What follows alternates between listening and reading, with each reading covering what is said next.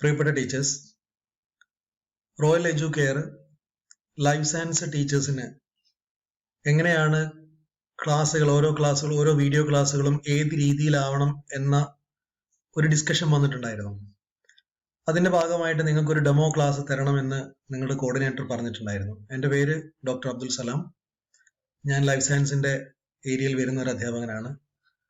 അപ്പോൾ നമ്മൾ സാധാരണ ഒരു UGC ക്ലാസ് പോകേണ്ട ഒരു സ്റ്റൈൽ ഞാൻ സാറോട് പറഞ്ഞിട്ടുണ്ടായിരുന്നു കഴിഞ്ഞൊരു മീറ്റിങ്ങിൽ. അപ്പോൾ നമ്മൾ ഏത് ക്ലാസ് എടുക്കുമ്പോഴും ആ ക്ലാസിന്റെ ഓഡിയൻസിനനുസരിച്ചാണ് നമ്മൾ ഒരു പ്രസന്റേഷൻ നടത്തേണ്ടത്. അപ്പൊ നമ്മുടെ മുമ്പിലുള്ള ഓഡിയൻസ് എന്ന് പറയുന്നത് ലൈഫ് സയൻസിലെ അവരുടെ വിഷയത്തിൽ അവർക്ക് പോസ്റ്റ് ഗ്രാജുവേഷൻ ഉണ്ട്. അതിന്റെ അർത്ഥം അവർക്ക് അതിന്റെ ഒരു ബേസിക് മാസ്റ്റേഴ്സ് നോളജ് ഉള്ള കുട്ടികളുടെ മുമ്പിലാണ് നമ്മൾ ഇങ്ങനെയുള്ള ക്ലാസ്സുകൾ പ്രസന്റ് ചെയ്യുന്നത്. അപ്പൊ സ്വാഭാവികമായിട്ടും ഒരു ഡൗട്ട് നിങ്ങൾക്ക് ഉണ്ടാവും. ഇപ്പൊ പല വേർഷൻ, ഇപ്പൊ എൻ്റെ ബാക്ക്ഗ്രൗണ്ട് ബോട്ടണിയാണ്. അതിൽ ബോട്ടണി റിലേറ്റഡ് ആയിരിക്കുന്ന ടോപ്പിക് 3 ടോപ്പിക്കാണ്. മൊത്തം സിലബസിൽ 3 ചാപ്റ്റർ മാത്രമേ അതിൽ വരുന്നുള്ളൂ. അതേപോലെ മൈക്രോബയോളജിക്കാരുടെ വളരെ ചെറിയ ഏരിയ വരുന്നുള്ളൂ. അപ്പൊ ചുരുക്കി പറഞ്ഞാൽ എല്ലാ ക്ലാസ്സുകളും തിയറി ആയിട്ട് പറയണമെന്ന് നിങ്ങളിൽ പലരും ചോദിച്ചേക്കാം. പക്ഷെ അങ്ങനെ ഒരു വളരെ വലിയ ഡീറ്റെയിൽഡ് തിയറി എടുത്ത് തീർക്കാനുള്ള സമയവും നമുക്കില്ല. അതോടൊപ്പം തന്നെ കുട്ടികളുടെ ആവശ്യം എന്ന് പറയുന്നത് അവർക്ക് എക്സാം ഓറിയന്റഡ് ആയിട്ട് നമ്മൾ ക്ലാസ് കൊടുക്കുക എന്നുള്ളതാണ്. എന്ന് വിചാരിച്ചിട്ട് നമ്മൾ തിയറി പഠിപ്പിക്കേണ്ട എന്നുമല്ല. അപ്പൊ അതുകൊണ്ട് വളരെ ബ്രീഫായിട്ട് ഒരു ചെറിയ ടോപ്പിക് നമ്മൾ എക്സാം ഓറിയന്റഡ് ആയിട്ട് എങ്ങനെയാണ് പഠിപ്പിക്കുക. ഇതിൽ വളരെ പ്രഗത്ഭരായ അധ്യാപകരുണ്ട്. അവരോട് ആദ്യമായിട്ട് ഞാൻ സോറി പറയുന്നത്, നിങ്ങളിലെ ചില ആൾക്കാർക്ക് വേണ്ടി മാത്രമാണ് ഞാൻ ഈ ഒരു ഡെമോ തരുന്നത്. നിങ്ങൾ ഓൾറെഡി ഇങ്ങനെയുള്ള പ്ലാറ്റ്ഫോമിൽ ഉള്ള ആൾക്കാരായിരിക്കും. ഓൾറെഡി നിങ്ങൾക്ക് നല്ലൊരു സ്ട്രക്ചർ ഉണ്ടാവും. ആ സ്ട്രക്ചർ നിങ്ങൾ അതേപോലെ കണ്ടിന്യൂ ചെയ്തോളൂ. പക്ഷേ ഇൻസ്റ്റിറ്റ്യൂഷന്റെ ഭാഗത്ത് നിന്ന് മാത്രം ചിന്തിക്കുമ്പോഴാണ് അത് ഇൻസ്റ്റിറ്റ്യൂഷന്റെ ഡയറക്ടർ ആയിട്ടുള്ള സുധീഷ് സാറ് പറഞ്ഞതുകൊണ്ടാണ് ഇങ്ങനെ ഒരു ക്ലാസ് നിങ്ങൾക്ക് നമ്മൾ തരുന്നത്. നിങ്ങൾക്കൊരു റെഫറൻസ് ആയി മാറാനൊന്നുമല്ല. പകരം നമ്മൾ ഒരു ഡെമോ പോലെ തരുന്നത് എന്തിനാന്ന് വെച്ചാൽ ഞങ്ങളുടെ ഒരു പാറ്റേൺ ഇങ്ങനെയാണ് എന്ന് നിങ്ങളോട് നിർദ്ദേശിക്കാൻ വേണ്ടി മാത്രമാണ്. ഇപ്പൊ ഇത് ഞാൻ എടുക്കുന്ന പ്ലാറ്റ്ഫോം എന്ന് പറയുന്നത് നിങ്ങൾക്കറിയാം, സ്ക്രീനോമാറ്റിക് ആണ്. സ്ക്രീനോമാറ്റിക്കിൽ നമുക്ക് ഈ രീതിയിൽ ക്ലാസ്സുകൾ കൈകാര്യം ചെയ്യാൻ പറ്റും. അതിന്റെ എന്തെങ്കിലും തരത്തിലുള്ള ട്രെയിനിങ് വേണമെങ്കിൽ ഈ സ്ഥാപനത്തിന്റെ ടെക്നീഷ്യൻ ടീമിനോട് പറഞ്ഞാൽ അവർ അതിന്റെ ട്രെയിനിങ് തരും. നിങ്ങളിൽ പലരും ഈ പറയുന്ന പ്ലാറ്റ്ഫോം യൂസ് ചെയ്യുന്നുണ്ടാവും. അപ്പൊ ഞാൻ ഇവിടെ പറയാൻ പോകുന്നത് അമിനോ ആസിഡ് എന്ന് പറയുന്ന ഒരു ടോപ്പിക് നമുക്ക് പഠിപ്പിക്കാനുണ്ട് കുട്ടികൾക്ക്. അപ്പം അത് എനിക്ക് തോന്നുന്നത് മൊഡ്യൂൾ 1-ൽ തന്നെയാണെന്ന് തോന്നുന്നു. ബയോമോളിക്യൂൾ വരുന്ന ഒരു ഏരിയയിൽ നമ്മൾ അമിനോ ആസിഡിന്റെ ടോപ്പിക് പഠിപ്പിക്കുമ്പോൾ ആ ടോപ്പിക്കിനെ എങ്ങനെയാണ് നമ്മൾ കുട്ടികളിലേക്ക് ക്വസ്റ്റ്യൻ ആൻസർ ആക്കി മാറ്റുക എന്നുള്ള ഒരു ചെറിയ ഒരു ഡെമോ മാത്രമാണ്, വളരെ ചെറിയൊരു കണ്ടന്റ് മാത്രം നിങ്ങൾ മുമ്പിൽ അവതരിപ്പിക്കാൻ ആഗ്രഹിക്കുകയാണ്. നിങ്ങൾ ആദ്യം തന്നെ നമ്മളൊരു ക്ലാസ് സ്റ്റാർട്ട് ചെയ്യുന്ന സമയത്ത് നമ്മളെ ഇൻസ്റ്റിറ്റ്യൂഷന്റെ ഒരു സജഷൻ എന്താന്ന് വെച്ചാൽ, ജസ്റ്റ് അമിനോ ആസിഡ് ഓൾറെഡി കുട്ടികൾക്ക് അറിയാം. +1 തൊട്ട് നമ്മൾ പഠിക്കുന്നതാണ് അമിനോ ആസിഡ്. ഈ അമിനോ ആസിഡിൽ ഇതുവരെ ആ ഏരിയയിൽ ആ ഒരു ടോപ്പിക്കിൽ വന്നിട്ടുള്ള ക്വസ്റ്റ്യൻസ് കംപ്ലീറ്റ് നമ്മൾ കളക്ട് ചെയ്യണം. ഒരു ഒബ്ജക്റ്റീവ് എക്സാം വന്നതിന് ശേഷമുള്ള മുഴുവൻ ക്വസ്റ്റ്യൻസും നമ്മൾ കളക്ട് ചെയ്തിട്ട് ആ ഓരോ ക്വസ്റ്റ്യന്റെ ഇയർ അടക്കം പറഞ്ഞുകൊണ്ട് നമ്മൾ 1-2 സ്ലൈഡിൽ കുട്ടികളുടെ മുമ്പിൽ പറയണം. കഴിഞ്ഞ കാലങ്ങളിൽ അമിനോ ആസിഡ് ഏരിയയിൽ വന്ന ക്വസ്റ്റ്യൻസ് ആണിത്. നോക്കൂ, നിങ്ങൾ ഇത് 2019 വന്നൊരു ക്വസ്റ്റ്യൻ ആണ്. Which one of the following amino acid is induced drastically in dark adapted plants. വളരെ സിമ്പിൾ ആയിട്ടുള്ള ഒരു ക്വസ്റ്റ്യൻ ആണ് 2019. അപ്പോൾ സ്വാഭാവികമായിട്ടും ചില കുട്ടികൾക്ക് വളരെ പെട്ടെന്ന് ആൻസർ പറയാൻ പറ്റും, ചില കുട്ടികൾക്ക് കൺഫ്യൂഷൻ ആവും. ഗ്ലൂട്ടാമിൻ ആണോ, എസ്പാർജിൻ ആണോ, സെറിൻ ആണോ, ലൈസിൻ ആണോ എന്നൊക്കെ ഒരുപാട് കൺഫ്യൂഷൻ ഉണ്ടാവും. ഈ കൺഫ്യൂഷൻ നമുക്ക് ഉണ്ടാക്കാൻ പറ്റിക്കഴിഞ്ഞാൽ സ്വാഭാവികമായിട്ടും കുട്ടികൾ നമ്മുടെ ക്ലാസ്സിലേക്ക് ശ്രദ്ധിക്കും എന്നുള്ളതാണ്.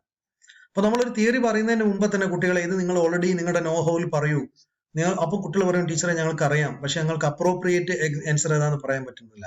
അപ്പൊ നമ്മുടെ എല്ലാ കോച്ചിങ്ങിന്റെയും പ്രധാനപ്പെട്ട ഉദ്ദേശം കുട്ടികളിലേക്ക് അപ്രോപ്രിയേറ്റ് ആൻസർ ആക്കി കാണിച്ചു കൊടുക്കാൻ ഒരു അധ്യാപകനോ അധ്യാപികയോ പറ്റുക എന്നുള്ളതാണ്. അതിന് എഫക്റ്റീവായിട്ട് ക്ലാസ് കൊടുക്കണം. അപ്പൊ ഇതിന്റെ ആൻസർ കീ നിങ്ങൾ ഇപ്പൊ പറയണ്ട, ആൻസർ ഏതാ നിങ്ങൾ പറയുന്ന വേണം. ഇങ്ങനെയുള്ള 10-20ഓളം, ഞാൻ മനസ്സിലാക്കുന്ന ഏകദേശം 22ഓളം ക്വസ്റ്റ്യൻ കഴിഞ്ഞ 5-6 വർഷങ്ങൾക്കിടയിൽ ഈ അമിനോ ആസിഡിന്റെ ഏരിയ എന്ന് ചോദിച്ചിട്ടുണ്ട്. ആ ക്വസ്റ്റ്യൻസ് നിങ്ങൾ അമിനോ ആസിഡ് ടോപ്പിക് പറയുമ്പോൾ നിർബന്ധമായിട്ടും കുട്ടികളുടെ മുമ്പിൽ പ്രസന്റ് ചെയ്യണം. ഓക്കെ, എന്നിട്ട് സ്വാഭാവികമായിട്ടും നിങ്ങളെ ക്ലാസ് കഴിയുമ്പോഴേക്കും ആ കുട്ടികൾ അതിന് സ്വയം ആൻസർ കണ്ടെത്തും. ആ രീതിയിലായിരിക്കണം നിങ്ങൾ ക്ലാസ് പോകേണ്ടത്. ഞാൻ ഇതിന് കണ്ടിന്യൂസ് ആയിട്ട് പറയാൻ വിചാരിക്കുന്നത്, സ്വാഭാവികമായിട്ടും ഈ ഇത്തരം ഒരു 10-20 ക്വസ്റ്റ്യൻ നിങ്ങൾ പറഞ്ഞതിന് ശേഷം ജസ്റ്റ് ഒന്ന് വായിച്ചതിന് ശേഷം നിങ്ങൾ അവരുടെ ടോപ്പിക്കിലേക്ക് പോവാം. ഇത് ഓൾറെഡി നിങ്ങൾക്ക് അറിയുന്ന ടോപ്പിക് തന്നെയാണ്, ഞാൻ ജസ്റ്റ് ഒന്ന് ഡെമോ മാത്രം പറയുന്നേ ഉള്ളൂ. ഇത് നമുക്ക് ഇതിന്റെ ഈ ഒരു പ്ലാറ്റ്ഫോമിൽ ഇത് എവിടെയും കൊണ്ടുവെക്കുകയും അങ്ങോട്ടും ഇങ്ങോട്ടും മാറ്റിയൊക്കെ ചെയ്യാം കേട്ടോ. നമ്മളെ കാണുന്നതിന് ഏത് രീതിയിൽ അങ്ങോട്ടും ഇങ്ങോട്ടും ഒക്കെ നമുക്ക് ചേഞ്ച് ചെയ്ത് വെക്കാം.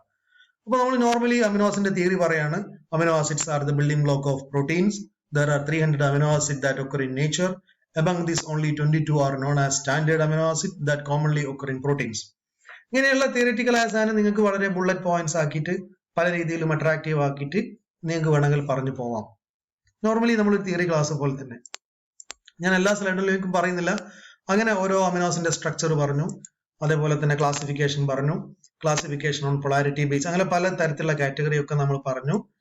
ഏകദേശം ഒരു ഐഡിയ കുട്ടിക്ക് കൊടുത്തു അല്ലെ, ഓരോന്നിന്റെ സ്ട്രക്ചർ പറഞ്ഞു. ഒരുവിധം ബേസിക് ആയിട്ടുള്ള എല്ലാ ഈ പറയുന്ന ക്വസ്റ്റ്യൻസ് ബേസിലുള്ള തിയറികളൊക്കെ പറഞ്ഞതിന് ശേഷം നമുക്ക് കുട്ടികളുടെ മുമ്പിൽ കുറച്ച് ക്വസ്റ്റ്യൻസ് പ്രസന്റ് ചെയ്യാം. അമിനോ ആസിഡുമായി ബന്ധപ്പെട്ട കുറച്ച് ക്വസ്റ്റ്യൻസ് വീണ്ടും അവരുടെ തിയറി ഇൻഫർമേഷന്റെ ബേസിൽ വീണ്ടും നിങ്ങൾക്ക് അവരുടെ മുമ്പിൽ പ്രസന്റ് ചെയ്യാം. സി, അങ്ങനെയുള്ള കുറച്ച് simple questions. Which among the following is not polymeric? ഇതൊക്കെ ഒരു +2 ലെവൽ ക്വസ്റ്റ്യൻ ആണ്. The simplest amino acid is, amino acids are mostly synthesized from amino acids with the aliphatic R group R. Which of the following amino acid is not necessary to take in the diet? ഇതെല്ലാം basic ആയിരിക്കുന്ന amino acid questions ആണ്. അപ്പൊ നിങ്ങളുടെ class കഴിഞ്ഞ ഉടനെ തന്നെ കുട്ടികൾക്ക് കുറെ ക്വസ്റ്റ്യൻസും ഇങ്ങനെ ഫെമിലർ ആക്കി കൊടുക്കണം. An amino acid yielding acetyl coenzyme during catabolism is the first amino acid of any polypeptide chain in eukaryote. Amino acid with the aromatic side chain are the naturally occurring proteins consist of which of the following amino. അങ്ങനെയുള്ള different ആയിരിക്കുന്ന questions നിങ്ങൾ കുട്ടികളുടെ മുമ്പിൽ വീണ്ടും present ചെയ്യും. ചുരുക്കി പറഞ്ഞാല് ഞാൻ ഇവിടെ കൂടുതലായിട്ട് പറയുന്നില്ല, നമ്മൾ ഒരു ക്ലാസ് തുടങ്ങുമ്പോഴും എൻഡ് ചെയ്യുമ്പോഴും ക്വസ്റ്റ്യൻസിലൂടെ പോകണം. ഇതിന്റെ ഇടക്ക് നിങ്ങൾ ഈ പറയുന്ന ക്വസ്റ്റ്യൻസ് ഒക്കെ ആൻസർ ചെയ്യാൻ പറ്റുന്ന രീതിയിലുള്ള കണ്ടന്റ് നിങ്ങൾ കൊടുക്കുക എന്നുള്ളതാണ് ഈ ക്ലാസ് കൊണ്ട് ഉദ്ദേശിക്കുന്നത്. അല്ലാതെ ഒരുപാട് തിയറി കുട്ടികളെ പഠിപ്പിച്ചിട്ട് വീണ്ടും അവർക്ക് ഒരു ഡിസ്ക്രിപ്റ്റീവ് ലെവലിലേക്കുള്ള നോളജ് നിങ്ങൾ ഉണ്ടാക്കണ്ട. പകരം അവര് മുമ്പിൽ കാണാൻ പോകുന്ന മുഴുവൻ ക്വസ്റ്റ്യന്റെയും ആൻസറുകൾ നിങ്ങളുടെ ക്ലാസ്സിൽ നിന്ന് അവർക്ക് കിട്ടണം. അങ്ങനെ കിട്ടണമെങ്കിൽ നമ്മൾക്ക് വ്യക്തമായിട്ട് ക്വസ്റ്റ്യൻസിന്റെ ഒരു പാറ്റേൺ നമ്മൾ അറിഞ്ഞിരിക്കണം. നേരത്തെ വന്നിരിക്കുന്ന മുഴുവൻ ക്വസ്റ്റ്യനെയും നമ്മൾ അസസ് ചെയ്ത് ഏതൊക്കെ ഏരിയയിലാണ് ഈ ക്വസ്റ്റ്യൻസ് വന്നിരിക്കുന്നത്, ഇപ്പൊ സ്ട്രക്ചറിന്റെ ബേസിൽ ഏതാണ് അമിനോ ആസിഡ് വന്നത്, സിന്തസിസിന്റെ പേരിൽ ഏതാണ് അമിനോ ആസിഡ് വന്നത്, അങ്ങനെ പല കാറ്റഗറി അമിനോ ആസിഡ് ക്വസ്റ്റ്യൻസിനെ നമ്മൾ ഉള്ളിൽ ഡൈജസ്റ്റ് ചെയ്തതിന് ശേഷമായിരിക്കണം നമ്മൾ നമ്മുടെ തിയറി ഡെലിവറി ചെയ്യുന്നത്. അപ്പൊ ഒരു ക്ലാസ്സിൽ 25 ക്വസ്റ്റ്യൻ ആണ് നമുക്ക് മാക്സിമം ഒരു ക്ലാസ് കഴിഞ്ഞ ഉടനെ തന്നെ കുട്ടിക്ക് എക്സാം ആയിട്ട് കൊടുക്കുന്നത്. ആ ക്വസ്റ്റ്യൻ ഒന്നും നിങ്ങൾ ഓൾറെഡി പറഞ്ഞ ക്വസ്റ്റ്യൻ ആവണ്ട. അതിൽ നിന്ന് 1-2 ക്വസ്റ്റ്യൻസ് മാത്രം എക്സാമിന് എടുത്താൽ മതി. ബാക്കിയൊക്കെ അതുമായി റിലേറ്റഡ് ആയിട്ട് കുട്ടിക്ക് ചിന്തിക്കാനും പറയാനും കഴിയുന്ന രീതിയിലുള്ള ക്വസ്റ്റ്യൻസ് ആയി മാറണം. അപ്പൊ ഞാൻ പറഞ്ഞതിന്റെ ഉദ്ദേശം എത്രയേ ഉള്ളൂ, ഒരു ചെറിയൊരു ടോപ്പിക് നമ്മൾ എടുക്കുമ്പോൾ നമ്മുടെ അധ്യാപിക ആ ടീച്ചർ ഉള്ളിൽ വ്യക്തമായിട്ട് അതുമായി ബന്ധപ്പെട്ട ക്വസ്റ്റ്യൻസ് കൂടിയും മനസ്സിലുണ്ടായിരിക്കണം. അല്ലാതെ വെറുതെ ഒരു തിയറി ഇങ്ങനെ എടുത്തിട്ട് നമ്മൾ പോകുമ്പോൾ വീണ്ടും കുട്ടി തിയറി പഠിച്ചു പോവുക എന്നല്ലാതെ തിയറിക്ക് അനുസരിച്ച് ഒരു ക്വസ്റ്റ്യന് പോലും കുട്ടിക്ക് ആൻസർ ചെയ്യാൻ കഴിയില്ല. അപ്പോൾ തിയറി കേട്ട ഉടനെ തന്നെ കുട്ടിക്ക് ആൻസറിലേക്ക് എത്തണം. തിയറി കേൾക്കുന്നതിന് മുമ്പേ കുട്ടികളിലേക്ക് ഏതൊക്കെ ക്വസ്റ്റ്യൻസ് വരാൻ സാധ്യതയുണ്ട് എന്നുള്ള ഇൻഫർമേഷൻ നിങ്ങൾ കൊടുക്കണം. മറ്റൊന്ന്, ഇപ്പം നമുക്കറിയാം, നിങ്ങൾ ഓൾറെഡി ഇതിന്റെ ഒരു ടെംപ്ലേറ്റ് അയച്ചു തന്നിട്ടുണ്ടാവും ഡി റോയൽ എഡ്യൂക്കേറിന്റെ. ഈ ടെംപ്ലേറ്റ് നിങ്ങൾ നിർബന്ധമായിട്ടും ഓരോ സ്ലൈഡിലും കാണിക്കണം. അത് കൂടാതെ ഇപ്പൊ ഞാൻ എടുക്കുന്ന ക്ലാസ് എടുക്കുന്നതിന്റെ ബാക്ക്ഗ്രൗണ്ടിൽ വൈറ്റ് ബാക്ക്ഗ്രൗണ്ട് ആണ്, എന്നെ ഒരു നിഴല് പോലെ കാണുകയുള്ളൂ. അപ്പൊ എപ്പോഴും നമ്മൾ കർട്ടന്റെ ഒക്കെ പിറകിലാകുമ്പോൾ കർട്ടന്റെ കളർ ഭയങ്കര ഹൈലൈറ്റ് ചെയ്യുന്ന കളറായിരിക്കും. അപ്പൊ നമ്മളെ ക്ലാസിന്റെ ആ ഒരു എന്താ പറയാ, നമ്മളെ കണ്ടന്റിന്റെ ഏരിയ കംപ്ലീറ്റ് വേറെ രീതിയിലായി പോകും. അപ്പൊ അതുകൊണ്ട് നമ്മൾ എപ്പോഴും ലൈറ്റ് ബാക്ക്ഗ്രൗണ്ടിൽ നിൽക്കണം. നമ്മുടെ സ്ലൈഡിലെ കണ്ടന്റ് ആയിരിക്കണം കുറച്ചുകൂടി ഹൈലൈറ്റ് ചെയ്യപ്പെടേണ്ടത്. അപ്പൊ നമ്മൾ ബാക്ക്ഗ്രൗണ്ട് ഈസ് വെരി ഇമ്പോർട്ടന്റ്. ഏറ്റവും നല്ലത് നമ്മൾ ഒരു ലൈറ്റ് ബാക്ക്ഗ്രൗണ്ടിൽ നിൽക്കുന്നതാണ്. ഓക്കെ, ലൈറ്റ് ബാക്ക്ഗ്രൗണ്ടിൽ നിന്ന് നമ്മുടെ കോസ്റ്റ്യൂം പോലും ലൈറ്റ് കളർ ആവുന്ന നല്ലത്. കാരണം നമ്മളെ കളർ ഹൈലൈറ്റ് ചെയ്ത് കഴിഞ്ഞാൽ കണ്ടന്റിൽ ഒരു ഇതുണ്ടാവും, കണ്ടന്റ് ഹൈലൈറ്റ് ചെയ്യപ്പെടില്ല. അതുകൊണ്ട് ഇത്തരം കാര്യങ്ങൾ കൂടി നിങ്ങൾ അതിന്റെ ഭാഗമായിട്ട് ചിന്തിക്കണം. പ്രത്യേകിച്ച് നമ്മൾ ഓൺലൈൻ ക്ലാസ് ആകുന്ന സമയത്ത് കുട്ടികൾക്ക് ഒരുപാട് നേരം ഇത് നോക്കിയിരിക്കാൻ കഴിയില്ല. അപ്പൊ നമ്മൾ കൊടുക്കുന്ന അരമണിക്കൂർ കുട്ടിക്ക് എഫക്റ്റീവായിട്ട് മനസ്സിലാക്കാനുള്ള രീതിയിലായിരിക്കണം നിങ്ങൾ ക്ലാസ് കൊടുക്കേണ്ടത്. അതേപോലെ ഒന്നിച്ച് ഓരോ കണ്ടന്റും വരണ്ട. ഇതൊക്കെ നമുക്ക് ആനിമേഷനിൽ ഓപ്ഷനിൽ കൊടുക്കുകയാണെങ്കിൽ ഓരോന്നായിട്ട് 1 by 1 ആയിട്ട് വരും. അപ്പൊ അടുത്തത് ഏതാ വരാനുള്ളത് എന്നൊക്കെ കുട്ടികളൊരു ആകാംക്ഷയൊക്കെ ഉണ്ടാക്കി കുട്ടികൾക്ക് വളരെ ഇൻട്രസ്റ്റിംഗ് ആയിരിക്കുന്ന രീതിയിലായിരിക്കണം നമ്മൾ ഈ കോച്ചിങ് പ്രോഗ്രാമുകൾ കൊണ്ടുപോകേണ്ടത്. ആ അർത്ഥത്തിൽ നിങ്ങൾ നിങ്ങളുടെ പ്രസന്റേഷൻ ചെയ്യുക. ഈ സ്ക്രീനോമാറ്റ് അല്ലാതെ നിങ്ങൾക്ക് OBS സ്റ്റുഡിയോ ഉണ്ട്. അതല്ല എങ്കിൽ നിങ്ങൾക്ക് വീട്ടിൽ തന്നെ ഒരു വൈറ്റ് ബോർഡ് വെച്ച് അതിന്റെ പിറകിൽ നിങ്ങൾ നല്ലൊരു ക്യാമറ വെച്ചുകൊണ്ട് നിങ്ങൾക്ക് ക്ലാസ് എടുക്കാം. അങ്ങനെ നിങ്ങൾ നിങ്ങളുടെ മൊബൈൽ ക്യാമറ വെച്ച് ക്ലാസ് എടുക്കുന്നുണ്ടെങ്കിൽ ആ ബോർഡിന്റെ മുകളിൽ ഡി റോയൽ എഡ്യൂക്കേറിന്റെ ഒരു ഒരു സ്റ്റിക്കർ ഒട്ടിക്കണമെന്ന് ഡയറക്ടർ പറഞ്ഞിട്ടുണ്ട്. അത് നിങ്ങളോട് കോർഡിനേറ്റർ പറഞ്ഞിട്ടുണ്ടാവുമെന്ന് ഞാൻ വിചാരിക്കുന്നത്. അപ്പോൾ ഈ അർത്ഥത്തിലാണ് ക്ലാസ് പോകേണ്ടത് എന്നുള്ള ഒരു നിർദ്ദേശം തരാൻ വേണ്ടിയിട്ടാണ് ഞങ്ങൾ ഇങ്ങനെ ഒരു ഡെമോ തന്നത്. നിങ്ങൾ ഇതിനേക്കാളും നന്നായിട്ട് ഒരു പക്ഷേ ഇത് എടുത്തു കഴിഞ്ഞ ആൾക്കാരായിരിക്കും. എന്നിരുന്നാൽ പോലും ചില ആളുകൾക്ക് ഒരു റെഫറൻസ് ആവട്ടെ എന്ന് വിചാരിച്ച് മാത്രമാണ് ഇങ്ങനെ ഒരു പ്രോഗ്രാം, ഇങ്ങനെ ഒരു ക്ലാസ് നിങ്ങളുടെ മുമ്പിൽ തന്നിരിക്കുന്നത്. നിങ്ങൾക്ക് ഉപകരിക്കട്ടെ എന്ന് മാത്രം പറഞ്ഞുകൊണ്ട് നിർത്തുന്നു. നന്ദി. Thank you.